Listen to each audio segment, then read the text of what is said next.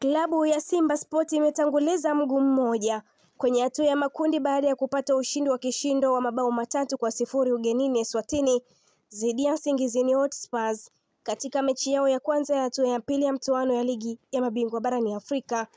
Mambo hayakuwa mabaya sana kwa wawakilishi wengine wa Tanzania, Singida Black Stars, ambao walipata sare ya bao 1-1 dhidi ya Flambeau de Centro ya Burundi, shukrani kwa bao la ugenini la Clatous Chota Chama.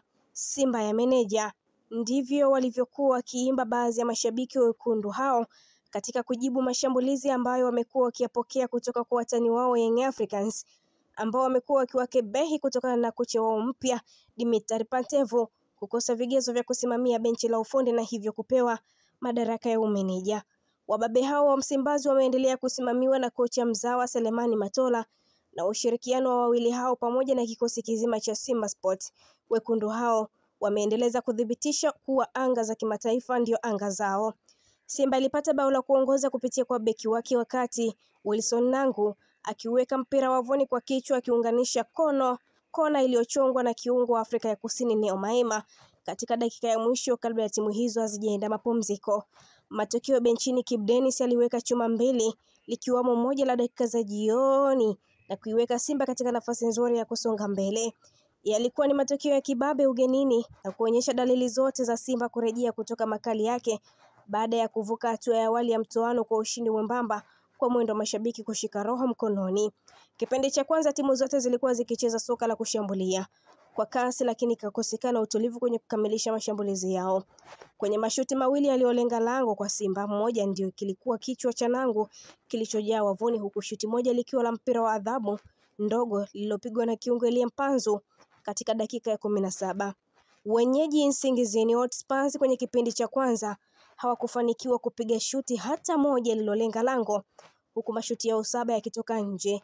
Simba kwa mara ya kwanza msimu hii iliongoza kwa umiliki wa mpira kwenye dakika 45 za kwanza, ikimiliki kwa asilimia 52 dhidi ya 48 za Nsingizini. Nafasi nzuri ambayo Simba ilitengeneza ilikuwa ni dakika 36 wakati kiungo wake Neo Maema alipopoteza nafasi ndani ya eneo la hatari. Shuti lake kali lilitoka nje kidogo chini akipokea pasi ya beki Shomari Kapombe.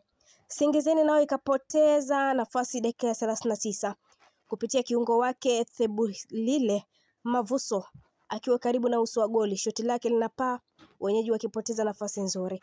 Alikuwa Wilson Nangu aliyetangulia kuipa Simba bao la kwanza la kuongoza kwa njia ya kichwa akitumia mpira wa kona ya Neo Maema dakika 45 zilizoongezwa mbili. Hilo linakuwa bao la 3 kwa kichwa msimu huu kwa mabeki wa Simba, akitangulia na Abdurazak Hamza, Rushan Dairak na Chamo Karabwe. Bao hilo likatosha kuifanya mechi hiyo kwenda mapumziko, huku Simba ikiongoza kwa bao 1-0, lakini pia ikiutawala vizuri mchezo huu ikicheza soka la kasi. Kipindi cha pili Simba ilirudi na kasi ile ile, meneja Dimitar Pantev akirudi na mabadiliko ya kuongeza kasi kwenye kushambulia, akimtoa Mwalimu na kumuingiza Jonathan Soa.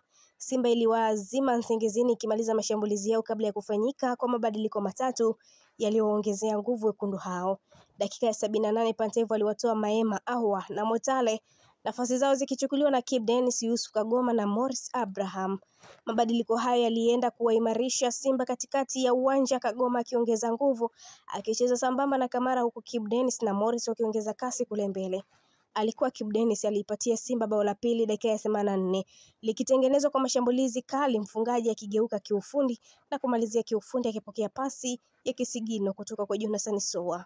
Mabadiliko hayo yakaendelea kuibeba Simba dakika ya 90. Kibu tena akaipa Simba bao la 3 likiwa la pili kwake, akimalizia kwa ufundi akipokea pasi ya Morris Abraham aliyeingia naye kipindi cha pili.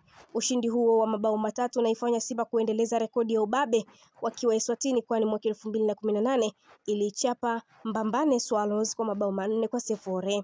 Kipa Musa Kamara hakuwepo kwenye mchezo huo kutokana na majeraha, na Pantev alianza na Yakub Selemani ambaye ni mchezo wake wa kwanza wa kimataifa, lakini kipa huyo alisimama imara akionyesha ubora mkubwa golini. Vikosi vya Simba: Yakub Selemani, Shomari Kapombe, Anthony Mligo, Rushan Dairak, Nelson Nangu, Chamo Karabwe, Nabi Kamara, Joshua Motale, Morris Abraham, Neo Maema, Kibu Denis, Selemani Mwalimu, Jonathan Soa, Jean Charles Ahoua, Kibu Denis pamoja na Elie Mpanzu. Nsingizini Hotspurs Kanyakweze Shabalala, Vuyo Masina, Shongwe Konsifile, Dilamini Nelswa, Adeleke Ade, Ayanda Gadilela, Quality Dlamin, Joeli Mandondo, Kwakwi Kingesley, Swala Kwahe, Mavuso Sebihile, Swezu Khumalo. Na hii ni Neli TV, mtazamaji wetu, endelea kutufuatilia, pia usisahau kulike, kushare, kucomment pamoja na kusubscribe channel yetu ili uendelee kufurahia taarifa zetu za mbalimbali za kimichezo kutokea ndani na nje ya mipaka ya Tanzania. Kwa taarifa kemkem, allow notification kwa ajili ya kupata taarifa zetu pindi tunapoweka taarifa mpya kwenye channel yetu ya Neli TV. Neli TV inakuletea mjumuiko mbalimbali wa habari za michezo na kukuwekea hapa pamoja ili usikose updates mbalimbali za kimichezo zinazoendelea kote barani Afrika pamoja na ligi kuu Tanzania bara, na hasa sasa ambapo macho yote yapo ndani ya ligi za CAF, ambapo kwa upande wa Tanzania tunawakilishwa na timu 4. Klabu bingwa tunawakilishwa na Simba Sports, ambapo wao wametanguliza mguu mmoja, huku Young Africans ikifuatia. Klabu bingwa barani Afrika wao wakipoteza bao 1-0 dhidi ya Silver Strikers, huku kwa upande wa CAF Confederation Cup, yani kombe la shirikisho barani Afrika, tukiwakilishwa na Azam FC ambayo yenyewe sasa imetanguliza mguu mmoja kwa magoli 2 dhidi ya KMKM ya Zanzibar, huku Singida Black Stars wao wakienda kudraw sare dhidi ya Flambeo, goli likifungwa na Clatous Chota Chama. Nami ni Queen Liz, endelea kuwa nasi mpaka wakati mwingine. Kwa heri.